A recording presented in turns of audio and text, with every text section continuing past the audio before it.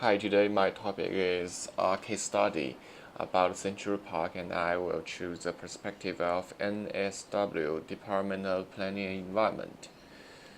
Well, in this case study, we have five main roles, which are City of Sydney, it is a local council, and the New South Wales Planning and Environment Department.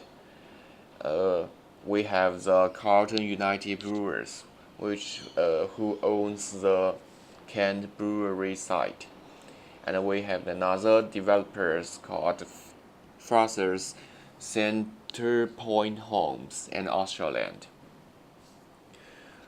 We can clearly see from the timeline that the whole procedure lasted more than 7 years. Through analyzing the case of Central Park, we can easily get a timeline chart that shows all events clearly.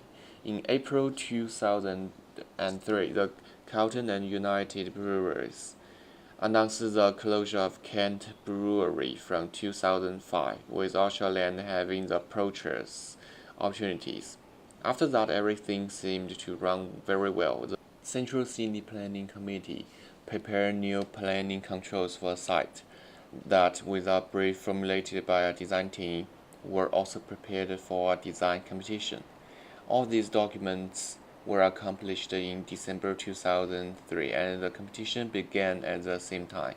4 months later, entries of the competition were exhibited to the public, and it took another 2 months to rank. Based on the jury's report of competition, the council and the CSCP did not allow the owner and the developer to lodge until rezoning process done. So far so good until July 2005. A final conservation management plan, the CMP, began to prepare in July 2004, was not endorsed by the New South Wales Heritage Council because of endless negotiating meetings among the developer, the City of Sydney, and the New South Wales Heritage offices, which also led to a cancellation of the agreement for sale the CUB site to Australiland because of the delay on rezoning process that council was dealing with. After the cancellation, the owner of the site decided to continue achieving a master plan approval and presented their preferred scheme in June 2005. After several cancellations, they also asked the collaborative approach to drafting of planning controls for the site. Simultaneously, Council also had another consultant team and presented the draft planning controls shortly after the scheme. In August 2005, CUB wrote to those related agencies and wrote to express their concerns and request especially the opportunity of reviewing the draft planning controls before it was public. However, COS did not respond to the request. In September 2005, the released the draft planning as a material of a meeting when was the first time CUB has seen it. That was far away from the CUB expected before in terms of FSR and extra. So CSCP formed a new subcommittee to oversee redrafting of the planning controls. Revised controls were released for public comment in the same month. At last, CSCP decided to adopt specific draft LEP and DCP to this site in December 2005. 6 months ago, in June 2006, the Minister of Planning, Frank Salter, accepted the request from CSCP, applying the Part 3A of the EPNA Act to the CUB site.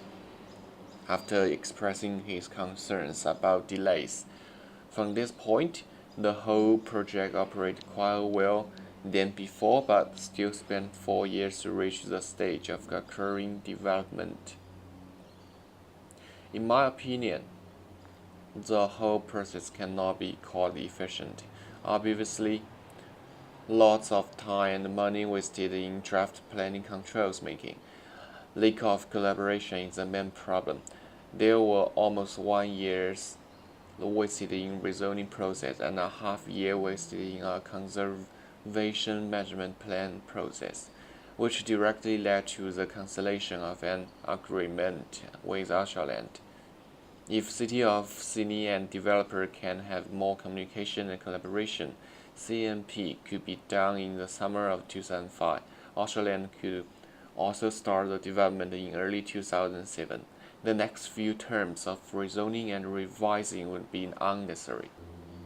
Besides, if we admit the previous condition with communicating and collaborating with each other, the project would commence application in 2007 as long as Council accepted the request from CUB that CUB and CACP can have the opportunity to review the drafting planning controls. Therefore, my suggestion for the City of Sydney Council is that due to CACP did not have the enough coordinate ability, especially connection with developer, the mechanism of membership could have some change. Maybe people who present the owner and developer could be allowed joined into the committee. That would be a good solution.